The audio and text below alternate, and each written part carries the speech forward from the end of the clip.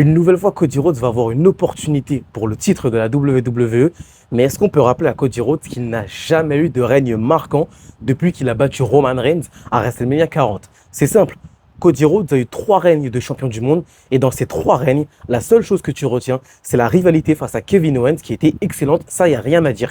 Mais si on enlève la rivalité face à Kevin Owens, c'est le néant total de ce qu'a pu nous proposer Cody Rhodes en tant que champion du monde et en tant que visage de la WWE.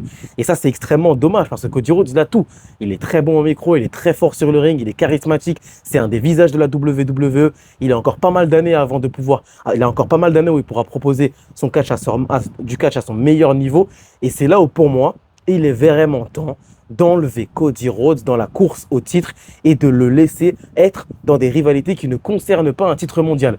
Typiquement, la rivalité entre Cody Rhodes et CM Punk, pour moi, elle doit être sans titre mondial si jamais elle était organisée pour être propre, pour être envoyée à SummerSlam. Il ne doit pas y avoir de titre entre les deux. Il faut arrêter de mettre constamment Cody Rhodes autour du titre parce que ça devient lassant et ça devient chiant. Et ce serait bien aussi qu'on ait d'autres personnalités qui soient mises en avant comme un Sami Zayn ou une autre superstar en tant que championne du monde. Cody Rhodes, les gars, en tant que champion du monde, malheureusement, les propositions ne sont pas du tout à la hauteur du statut et du niveau qu'il a aujourd'hui.